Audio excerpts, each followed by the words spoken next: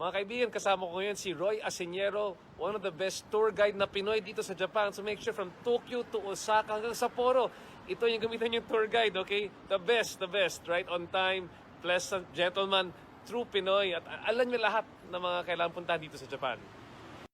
Mga kaibigan, kasama... Mula sa top-rated music station ng dekada 80, ang WBL patuloy na naglilingkod sa inyo sa pamamagitan ng magaganda at piling-piling programa. Mula Lunes hanggang Linggo, aaliwin kayo ng aming kilalang mga komentarista at public service program. Ito lamang sa himpilan ng DWBL. Tumatalakay sa maiinit na isyu ng bayan. Bumabatikos, bumabanat. Walang takot na nagsisiwalat sa maling gawain ng mga taong gobyerno. Nagseserbisyo publiko. Pakinggan para hindi maging mangmang sa nangyayari sa lipunan. Lunes hanggang Biyernes, alas 10 hanggang alas 11 ng gabi sa DWBL 1242. Lapid Fire ni Percy Lapid. Totoong balita, katotohanang komentaryo. Lapid Fire. Magandang umaga. Congratulations. Tagahanga mo kami. Hindi mo lang nakukuha. Matagal na kami nakikinig sa'yo. Kasi magandang programa mo. Bukod sa mayroong tinatalakay na tama sa bayan, mayroong humor. At saka bilib ako sa'yo. Kasi minsan parang nagagalit yung babae sa'yo, pero hindi mo pinatulang, cool ka lang. Ang ganda ka, kung tira mo ka ako yung si Percy ka, ako magaling talaga. Pero talagang kaka ko, maganda ka makiharap sa tao. Congratulations, babati lang ako sa'yo at more power. Keep it up.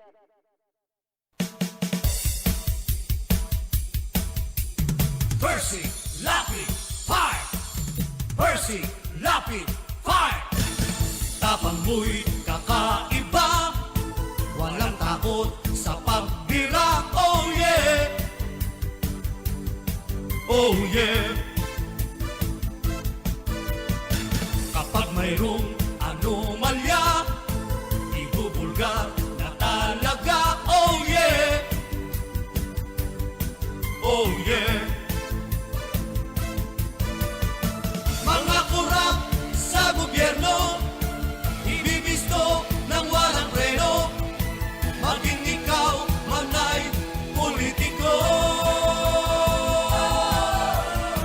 Artista man o kahit sino, pasasabugin ang baho mo.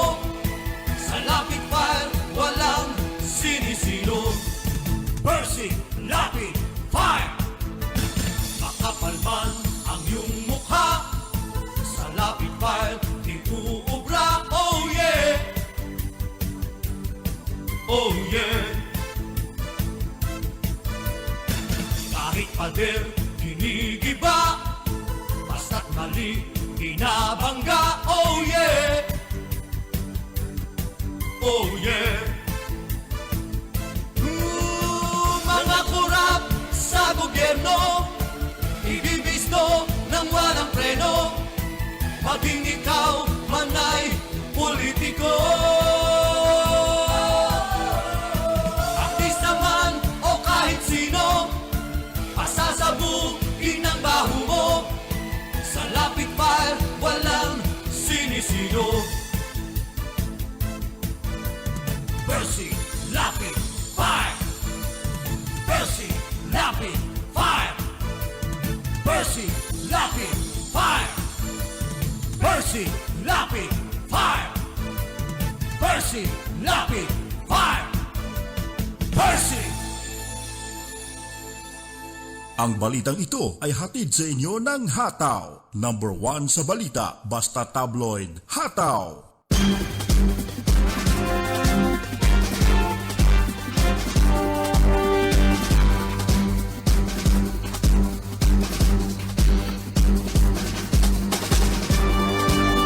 Sika Percy Lapid, bumabanat. Lapid Fire.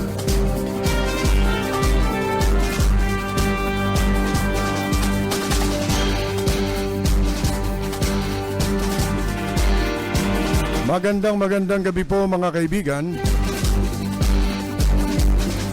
Muli pong sumasa inyo ang palatuntunang Lapid Fire. Tayo po'y napapakinggan Lunes hanggang Biyernes pagsapit po ng alas 10 ng gabi hanggang alas 11 ng gabi. Dito po yan sa himpilang DWBL 1242 sa inyong mga talapihitan. Muli po tayong tatalakay ng mga paksa na ating pag-uusapan ngayong gabi. At syempre sa bayan po ay napapanood ang ating pong live stream sa FB. At sa gawing kanan meron tayong chatroom. Maaari po mag-type ng inyong mga reaksyon na ating pong babasahin sa kabuuan ng ating pagtatanghal.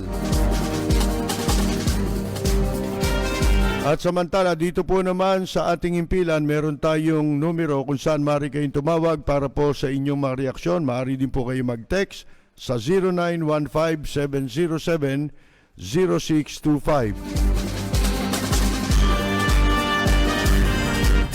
Para sa mga pulpul, para sa mga abusado, arogante, walang kwentang nilalang, nagtatago sa titulong public servant, empleyado ng gobyerno o politiko at kahit sino ka pa, yan ang tunog na lalatay sa'yo. Walang sisinuhin, walang sasantuhin, basta't tiwali, gigisahin ni Percy Lapid. Si Percy Lapid, dito sa Lapid Fire. Lapid Fire! Percy Lapid, matapag na sandigan ng mamamayan. Pader na di kayang gibain ni naman kahit mga unupong sa pamahalaan. Lapid Fire! Lapid Fire! Lapid Fire!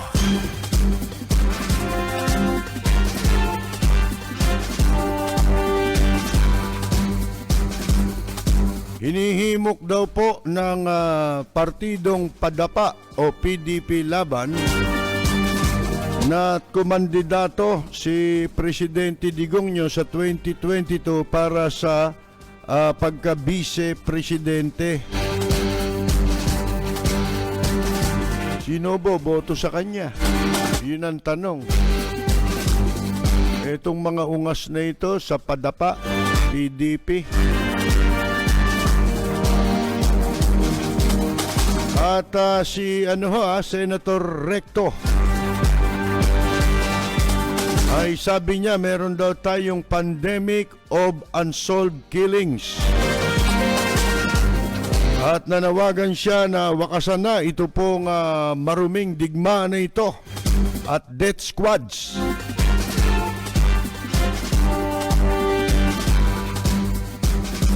Alam nyo, di ba, itong sinasabing pagtakbo ni ni Presidente Digongyo. Pag-usapan natin ito. Kasi hindi pa natutuyo ang laway ng damuhong si Mantika Roque na pinararatangan si BP Robredo na kumakampanya raw. Kailan kumampanya yan? Di ba? Di raw nila pinapansin pero si BP Robredo raw nangangampanya na. Ang gusto nila sila lang ang kakampanya. Kaya yan naglabasan Pero yan sinasabing pagtakbong vice-presidente, luma na yan. Matagal na naming narinig yan na Duterte pa nga Sila mag-ama. Ano yan? Private property? Family corporation?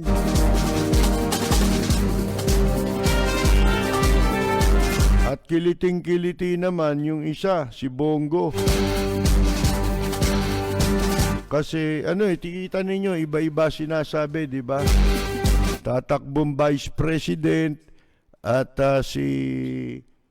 tatakbo raw si Sara, tatakbo raw si Bongo kasi nagtalumpati Doon binanggit yung yung tatakbo raw si Bongo, Nagkwento, mga kaibigan.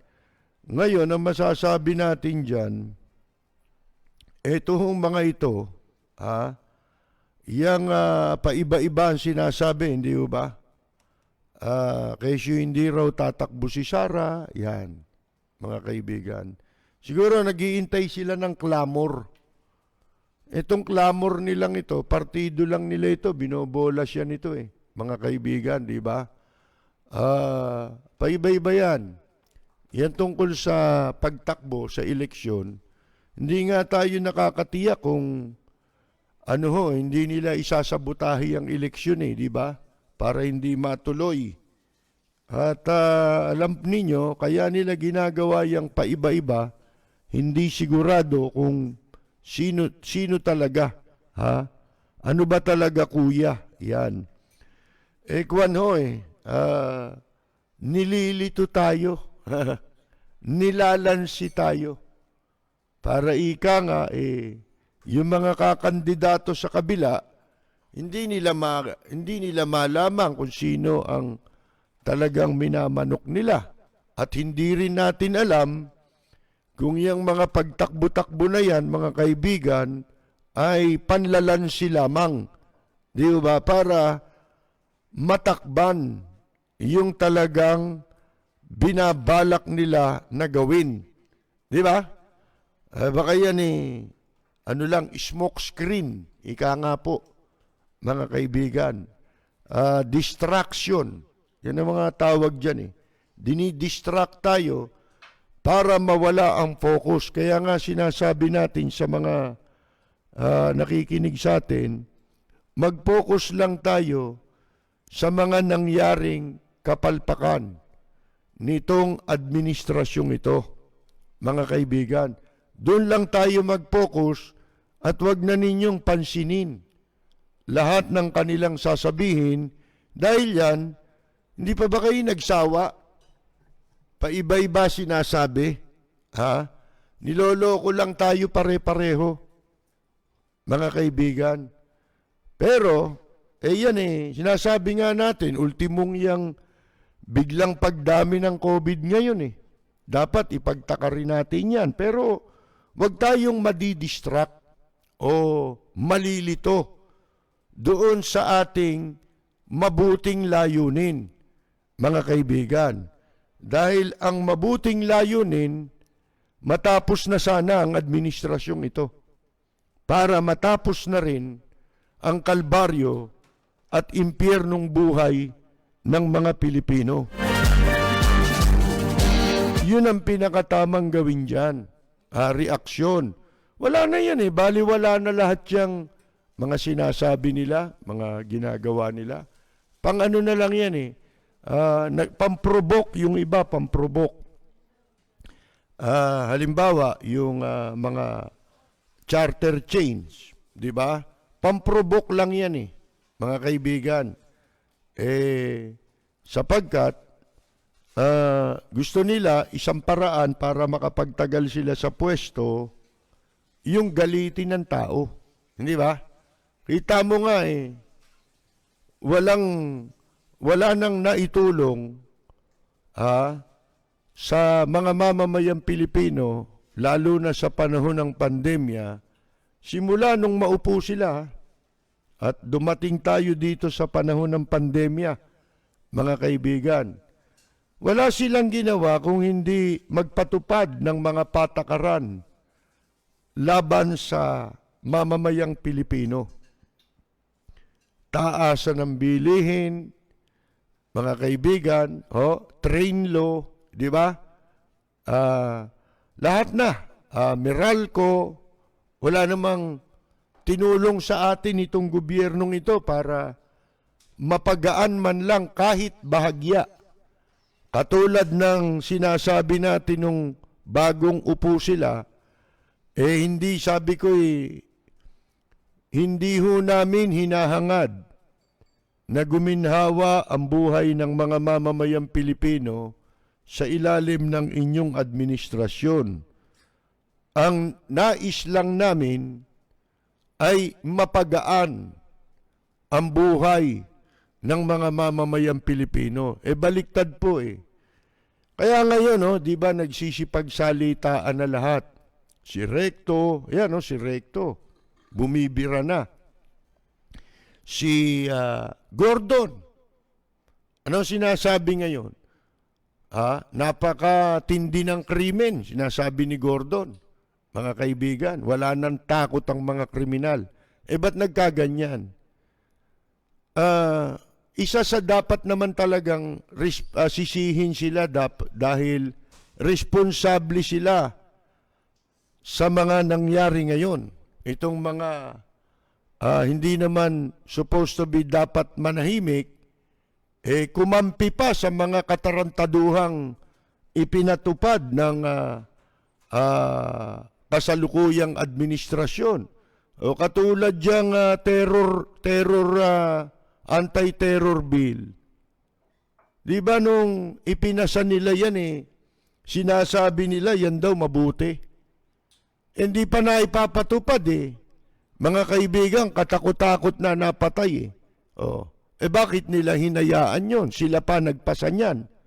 Kaya itong mga senador, kung malapit na ang eleksyon, mga kaibigan, tsaka lang sila nagsasabi ng katotohanan sa tunay na larawan ng ating lipunan ngayon, mga kaibigan.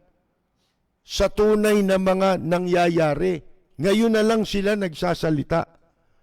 Sa makatwid, partly to blame kung bakit nag-abuso itong administrasyong ito sa mga katiwalian, pag-abuso sa kapangyarihan, mga kaibigan. Partly to blame sila. Pero, ganun pa man, hindi pa huli ang lahat sapagkat ang kinakailangang gawin ngayon ng mga Pilipino ay magkaisa. Anuman ang iyong paniwala sa politika. Sapagkat iisa lang ang dinanas nating mga mamamayan sa ilalim ng malupit na rehimeng ito, mga kaibigan. Napakalupit na rehimen. Yun na lang ang tanging makapagsasalba pati sa kanila sapagkat darating din ang oras kapag hindi sila nanindigan para sa panig ng bansa at ng mamamayan, magiging biktima rin sila sa bandang huli. Yan ang mangyayari dyan pag pinabayaan mo. Di ba kinunsinti pa nga baliwala sa kanila yung, di ba pinagtatanggol pa nila yung dati dyan sa Senado, yung patayan sa drug war, mga kaibigan.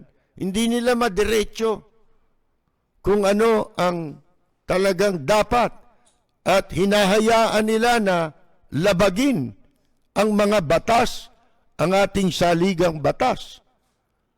Hindi ho ba? Nitong huli na, nare-realize na nila na talagang abuso na sa poder ng kapangyarihan ang nangyayari, mga kaibigan. Tsaka pa lang sila nagsasalita at hindi natin alam kung hanggang saan yan. Diba? So, tayo namang publiko, isa lang naman ang dapat nating maging atensyon o focus. Yung 2022 election, if in case na matuloy. At kung gagawa sila ng anumang kalokohan para hindi matuloy ang eleksyon, abay nasa sa atin na yun. Diba? Pero pag pinayagan natin yun, edi lalo na. Lalo na tayong mga kaibigang wala nang magagawa. Hindi ba? Wala na. Para sa kinabukasan ng bawat mamamayang Pilipino. Katunayan ngayon, nakakabahala itong plebisito. Kasi may mga nagse-share sa akin ng liham na ito. Itong plebisito na nakatakda sa gawin sa idaos sa Palawan, sa lalawigan ng Palawan, para itong Palawan ay hatiin sa 3 probinsya. Isang probinsya lang yan kaya nga pala 1. 1 lang yan Di ba? So pag hinati mo yan, magiging Palawan, Palatu, at saka Palatri. Di ba? Hindi. Kidding aside. English yun kidding aside, ito merong kumakalat na liham na panawagan na para makarating sa kaalaman ng publiko, ng lahat ng mamamayan. Humihingi ng dasal itong mga nagsasabing sila'y mga mamamayan ng Palawan para bumoto ng tutol o no. Kasi plebisito yan eh. Pag plebiscite, yes or no ang sagot dyan eh. Ang isusulat mo sa balota. Kundi yes, no. Kung hindi no, yes ang isusulat mo. Plebiscite yan eh. Para malaman kung sinasang-ayunan ng mga mamamayan na mahati itong Palawan sa 3 probinsya, maliliit na probinsya. At pag nanalo raw ang plebisito, ito mabigat, mga kaibigan. Pag nanalo sa plebisito, lumabas na sang-ayon ang publiko sa paghati ng Palawan sa 3 lalawigan. Alam ba ninyo, may sinasabi ho sila na ito raw westernmost, yung dulong ng west ng Palawan, ay siya ang magiging unang probinsya ng China dito sa Pilipinas. Yun daw, mga lupa dyan, marami na ang mga lupa dyan, ay na-i-convert na at naibenta na sa mga ahente na incheck. At ito raw paghahati ng Palawan sa 3. Ito ang final straw para sa China na maging pag-aari nila iyang dulong west ng ating mainland. Di ba nung mga nakaraang taon o kahit nung 2019, ating tinatalakayan yung tungkol sa pagbili, pag-okupa, hindi pagbili, pag-okupa ng mga incheck. Binebenta. Di ba nakita ninyo itong Island Cove na pag-aari ng mga Rimulya dito sa Cavite? Binenta nila sa incheck, di ba? At yan ngayon ang kinatatayuan ng Pogo Hub na tinatawag, na dyan lahat nakatira ang marami sa mga incheck na pumasok dito sa ating bansa. Hindi lang yan, yung mga dulo ng Cagayan, di ba? Yan ang pinipili ng mga incheck na okupahan nila, mga kaibigan. At itong mga taksil sa bayan, mga traidor sa bayan, na magkapera lang, ibinenta nila yan, di ba? Pati yung, ito ngayon, yung lugar ng Palawan, di ba, West Philippines yan, mga kaibigan? Malapit na yan dun sa mga ilang teritoryo natin na kinakamkam ng China. Para maging lehitimo yan, binibili nila yung mga nasa shoreline natin, mga kaibigan, na mga lugar. At ito sinasabi rito, yan daw ang magiging una, pag nanalo itong plebisitong ito na mahati sa 3 ang Palawan, ang pinakadulo ng west ng Palawan ay siyang magiging unang probinsya ng China dito sa Pilipinas. Dahil marami ng mga lupa dyan ang nabili sa pamamagitan ng kanilang ahenteng incheck para itong pag nahati ito, magiging pag-aari nila yung lugar dyan sa Palawan, sa mainland, hindi ito sa dagat. Yung mainland, mula sa shoreline natin, papasok na sa mainland, mga kaibigan. Kung saan ay sila'y magtatayo na ng gobyerno nila sa buong West Philippine Sea. At sabi ho dito, it is even possible that they will make this purchase, ano pa raw, posible rin na itong pagbili sa easternmost point in their nine-dash line claim, o yung pati yung dulong ng east, mga kaibigan, sa Palawan, kasama pala yan doon sa inimbento ng China na nine-dash claim. Di ba? Inaangkin nila yan, yun ang basihan nila. Sila lang nag-drawing nung mapa na yun mga kaibigan Di ba sabi ko nga sa inyo,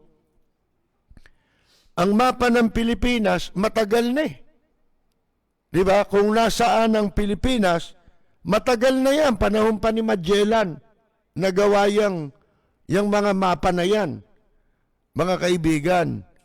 At tinatawag nga tayo dati na Islas Pilipinas.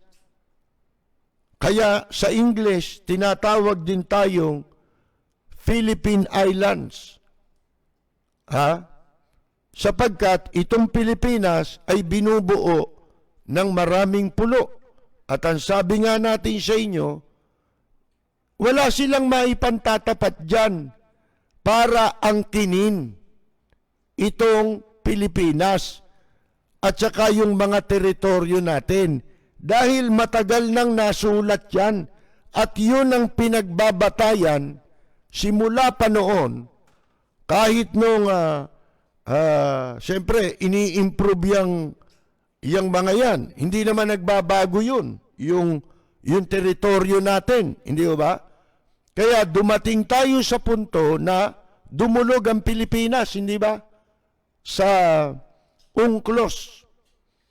At tayo naman ay napaboran ng desisyon sa The Hague na kumikilala sa mga sinasabing teritoryo na yan na gumawa lang sila ng sarili nilang mapa. Tapos kanila raw yun. Saan nyo binasi yun? Walang pinagbasihan yun. 9-dash line. Imbento nila yun. At kung titignan ang petsa nila, kailan lang yan Itong sinasabi natin, 1500 pa At tandaan ninyo, maging sa Biblia, diba, binabanggit natin yan. Talagang atin yan lawfully, atin. Dahil nga pinagtibay sa desisyon sa The Hague na kumikilala sa mga teritoryong inangkin ng China na yan sa Pilipinas. Mga kaibigan, yun ang nagpapatibay dun sa mga sinauna pang mapa ng Pilipinas. May mapa na, nasa mapa na ang Pilipinas, kasama na Nung panahon pa ni Magellan mga kaibigan pagkatapos ni Magellan. Hindi ho ba?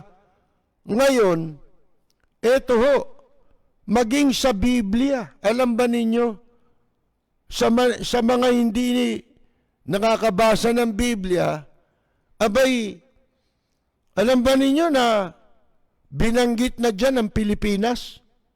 Hindi sa pangalang Pilipinas, kundi tumutukoy sa bansa na tayo yung tinutukoy. Bakit natin masisiguro yun? Kasi po, nakalagay yan nung mga panahon na isulat ang Biblia, Wala pa naman pangalan tong Pilipinas eh. Di ba? Maraming bansa, kahit Ultimo America, wala pang pangalan yan eh. Ang mga bansa nun, yung mga Israel, di ba? Mga Ehipto, Ethiopia, di ba? Yan. Mga kaibigan. Yung Sodom at Gomora, yan pala nga mga pangalan sa Biblia nun eh. Dun yata galing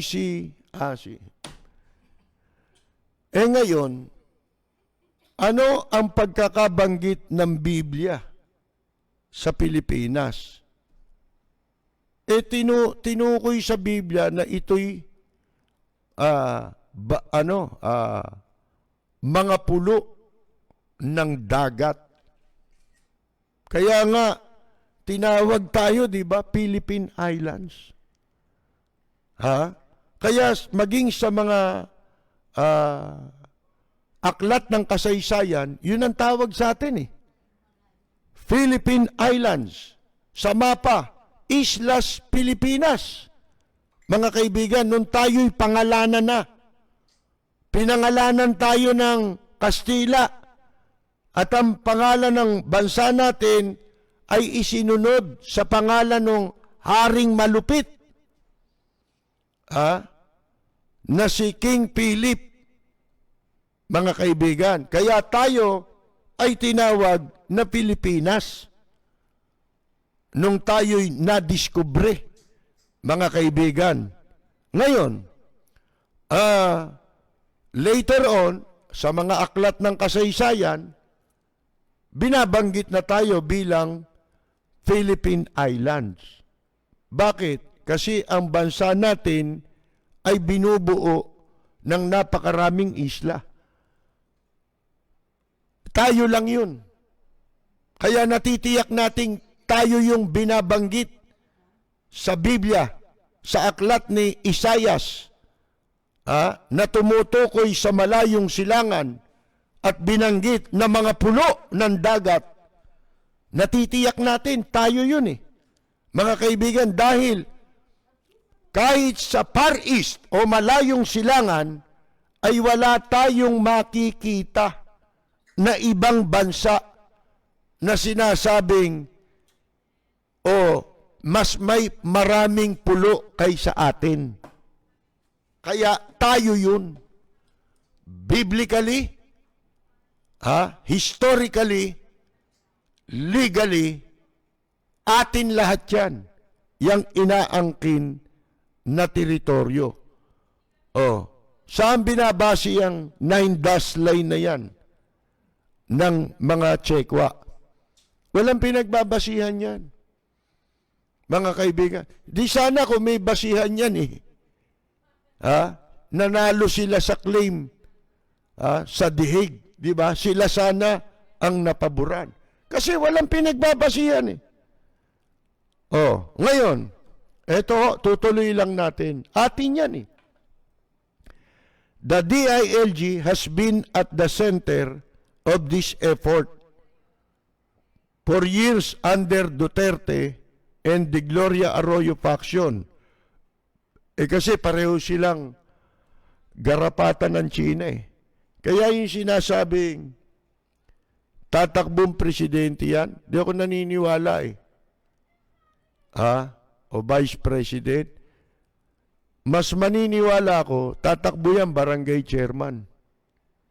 Kasi magiging barangay tayo ng China. Kaya doon siya tatakbo. Chairman na lang siya ng barangay. Kasi sa liit ng Pilipinas, sa laki ng China eh. Baka ilang probinsya lang ng China tayo eh. Isa, dalawa, di ba? Kasi laki na ng Pilipinas yun, mga kaibigan. Tuloy lang natin ito.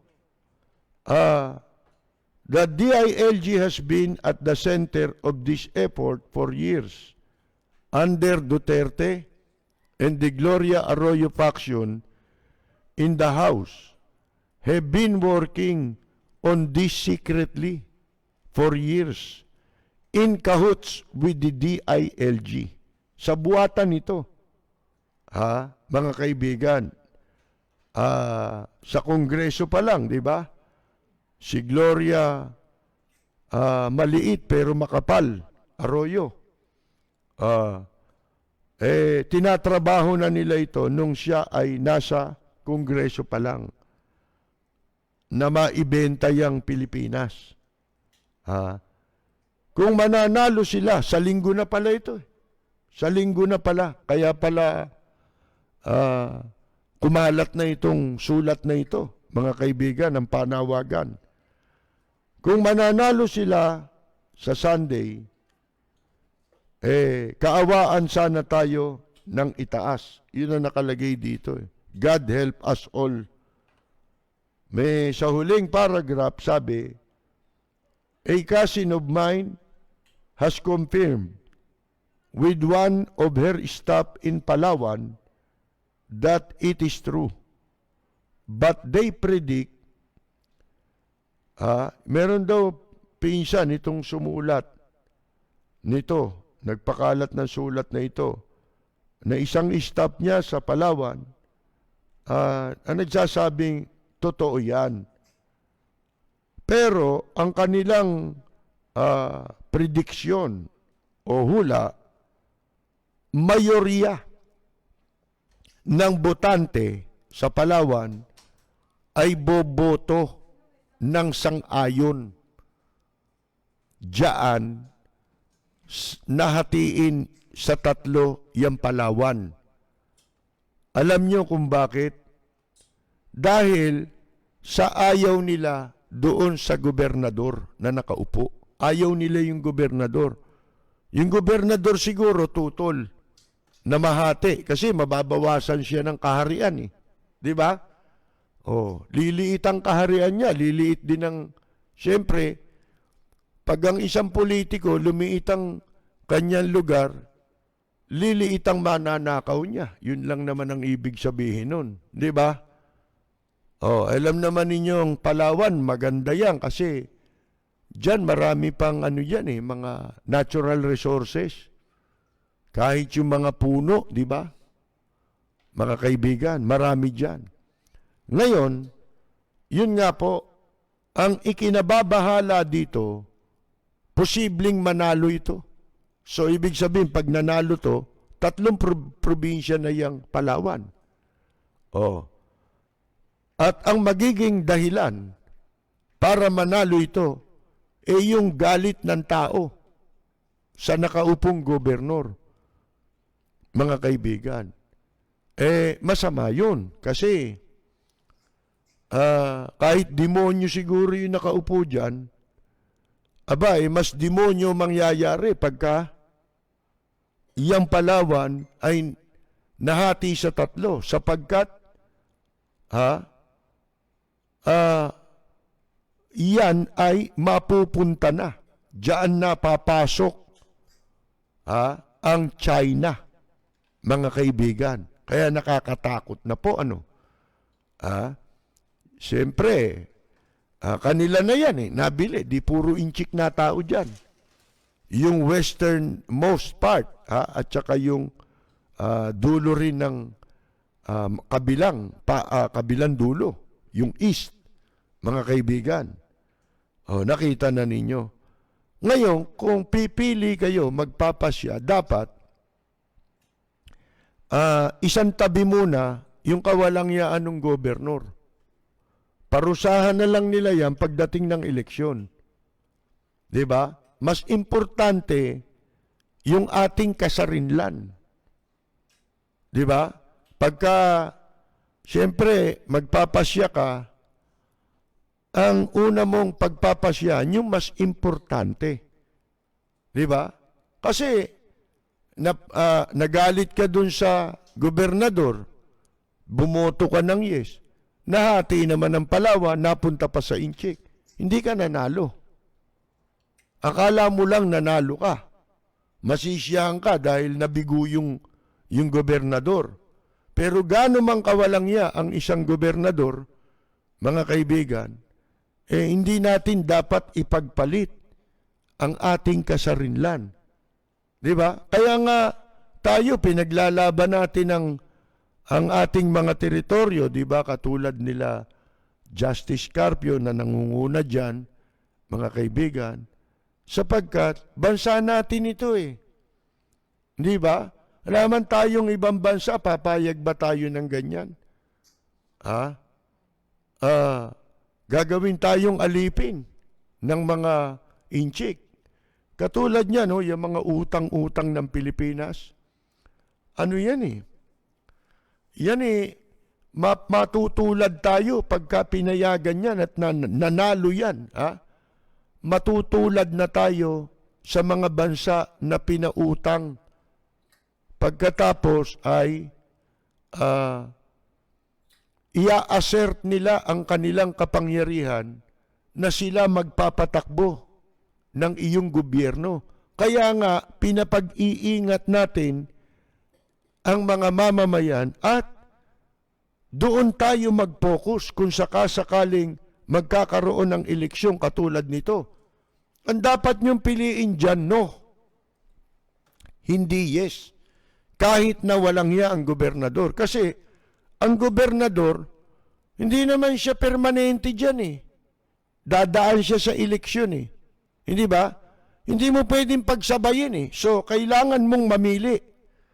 Masakit man sa'yo na lunukin yung gobernador mo, eh mas masakit naman ang mangyayari sa iyong mga anak, sa iyong mga anak, at anak ng magiging anak mo. Hindi ba? Pagdating ng araw. So, mas importante, kasi yun ang problema natin mga Pilipino.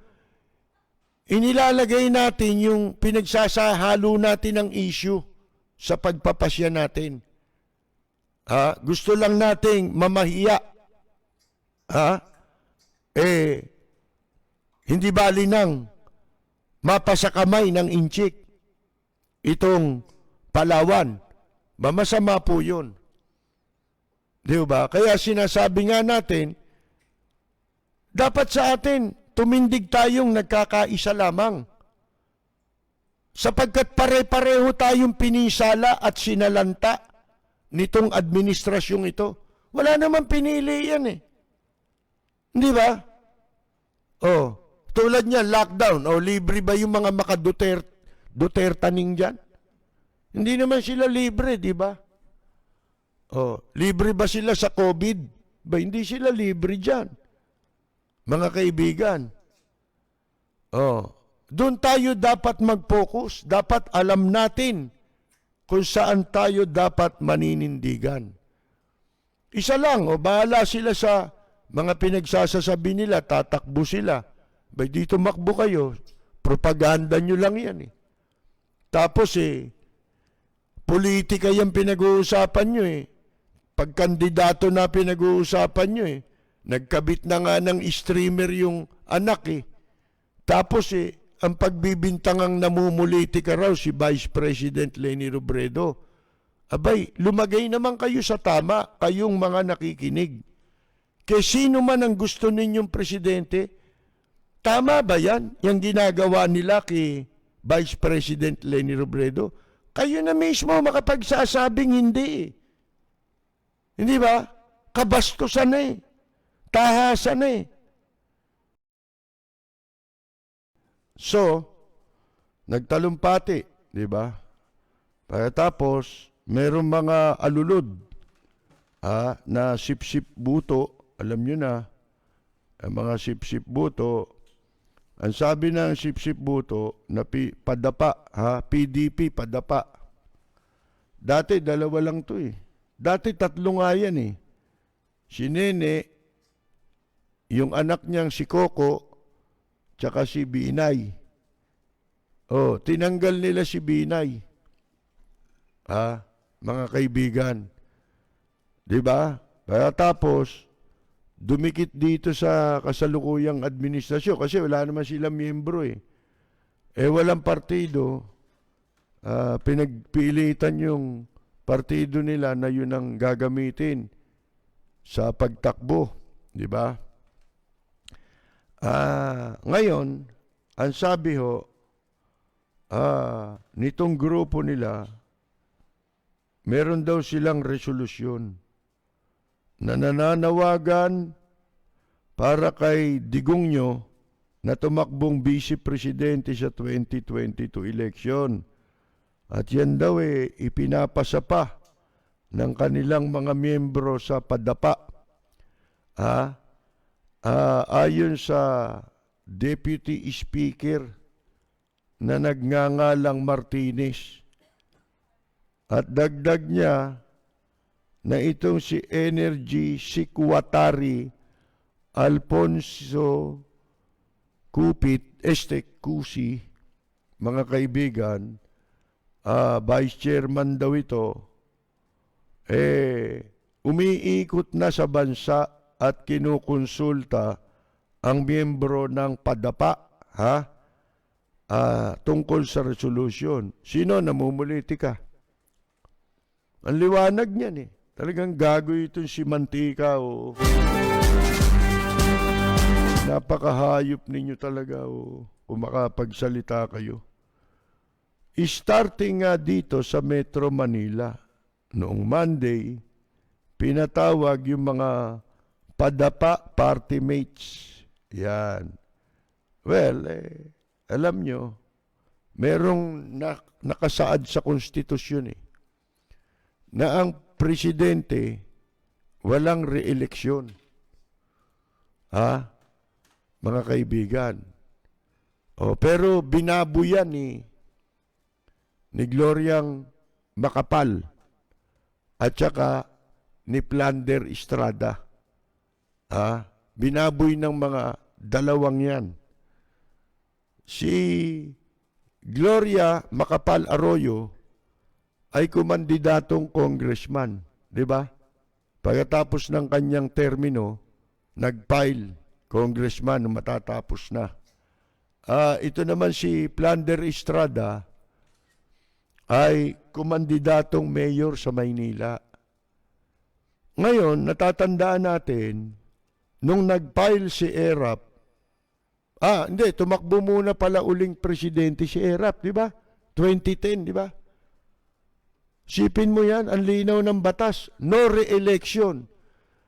Wala akong binabanggit kung sa pagka-presidente lang o kasama lahat. Walang binabanggit Basta no re-election. Di ka na pwede. Di ba? Wala na uling eleksyon kang pwedeng lahukan. Siyempre, technical, di ba? Kukuha ng mga abogado, maraming kwartang nanakaw si Erap di ba? Kuha ng mga abogado. Ngayon, ito yan. Dumulog sila sa Korte Suprema. Ang nakaupo nun si Justice Corona, Renato Corona, yung namatay na. Pinayla ng protesta si Erap sa pagtakbong presidente noong 2010. Para ma-disqualify. Disqualified siyang kumandidato sapagkat may provision sa konstitusyon Alam nyo, ginawa ng Korte Suprema, hindi nila dinisisyonan yon. Inupuan nila yung kasong yon sa pagtakbo ni Erap na presidente. Pagkatapos, si Erap merong protesta, si Gloria wala sa pagtakbong congressman. Walang nagpo-protesta kay Gloria. Ngayon, pagkatapos ng eleksyon at nanalo na si Noynoy Aquino bilang presidente, akalain ninyo, at saka naglabas ang Korte Suprema ng desisyon. Ano sabi nila? Idinideklara nila na yung protesta labang sa pagtakbo ni Erap na presidente noong 2010 ay moot and academic. Moot. Baliwala na yung protesta. Ang sabi nila, sapagkat wala na kaming papasyahan eh. Wala na kaming didesisyonan. Dahil yung pinoprotestan yung kandidato, natalo na. Yun ang naging desisyon ng Korte Suprema. Ang gandang palusot, di ba? Pero sa tingin ko, hindi ako abogado. Pero ang tingin ko po, sa sarili kong opinyon, talagang deliberate o sinadya ng Korte Suprema na wag desisyonan yung kaso bago mag-eleksyon. Sinadya na tapusin ang eleksyon at desisyonan. Bakit?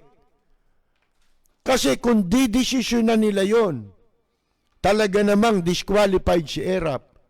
Kung disqualified si Erap, disqualified din si Gloriang Macapagal Arroyo. Di ako abogado pero yun ang tingin ko ron. Mga kaibigan. Kung disqualified si Erap, na kumandidato, alinsunod sa batas, disqualified din si Macapagal Arroyo. Walang sinasabi ron na basta binabanggit sa batas re-election mga kaibigan Hindi lang sa pagka-presidente yun. Di ba? Sa lahat ng posisyon. Di ka na pwede. Kaya, kahit na si Fidel Ramos ganon, hindi naging walang hiyang katulad nila. Di ba? Masiba. Sino pa? Si President Cory. Di ba? Hindi ginawa Mga kaibigan si President Cory nga ito, di ba? Sinasangkalan pa nitong si Digong nyo na sinisisi pa si Cory na malian niya, kamalian ni Presidente Aquino, ni Cory, nagdeklara na siya ng revolutionary government, ibinilik niya pa sa politiko. Tingnan mo, ibig sabihin wala siyang balak na sumunod sa saligang batas o igalang ang saligang batas. Nangangahulugang may balak siya. Di ba? Kinakampanya. Nagparami ng COVID ngayon, yung mga revolutionary government na yan Sila yung mga nagrarally. Di ba? Katulad yan, umiikot daw to si Alfonso Cupit, Cusi, mga kaibigan. Akalain mo sinisi si Mrs. Aquino dahil daw binalik pa niya sa politiko ang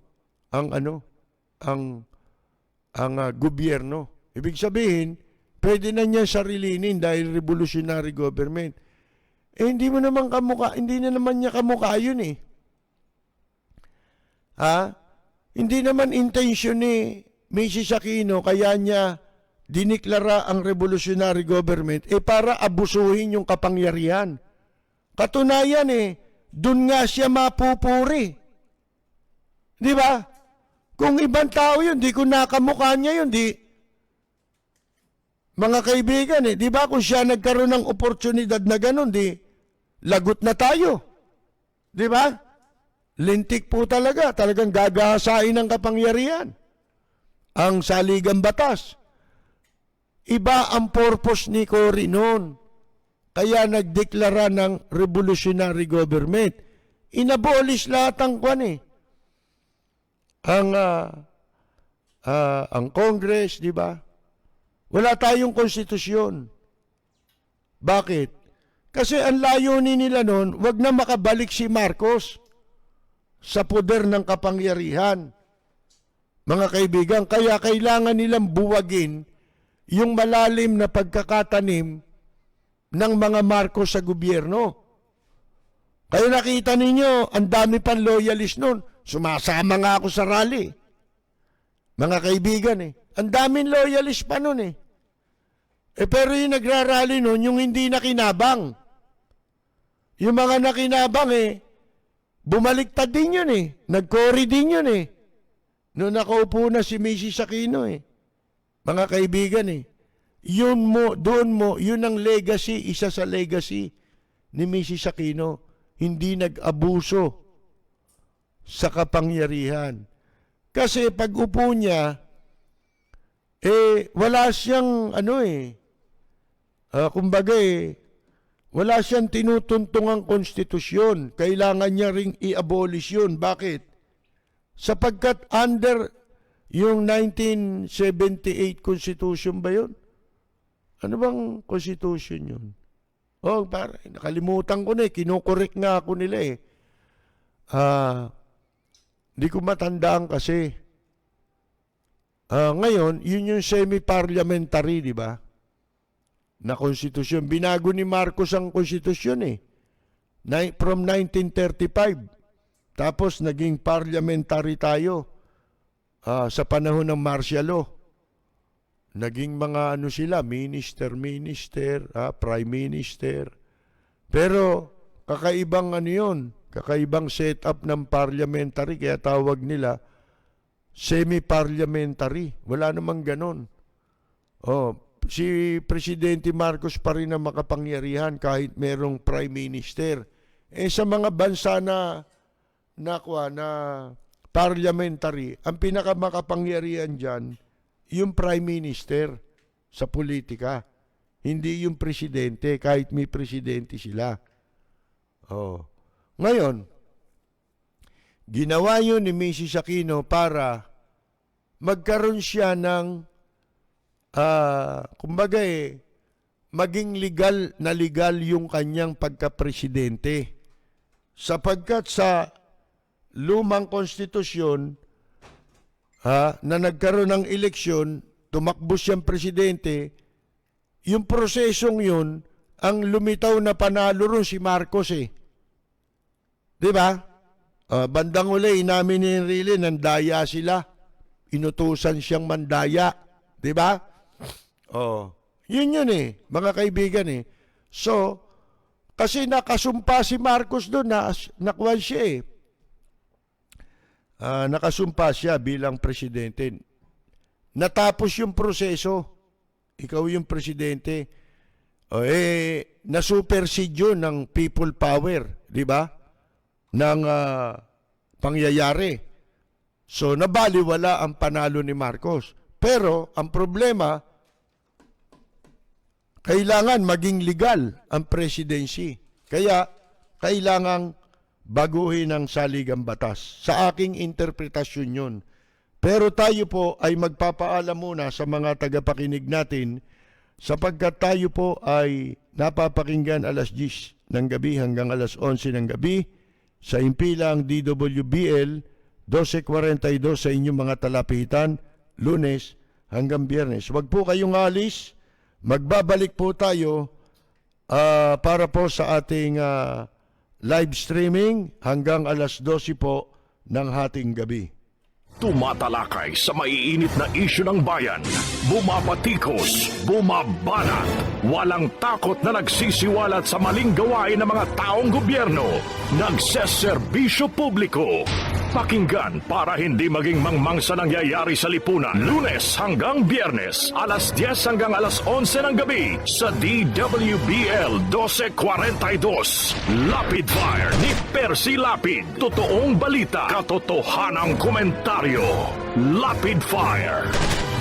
Mula sa top-rated music station ng dekada 80, ang WBL ay tuloy na naglilingkod sa inyo sa pamamagitan ng magaganda at piling-piling programa. Mula Lunes hanggang Linggo, aaliwin kayo ng aming kilalang mga komentarista at public service program. Ito lamang sa himpilan ng DWBL.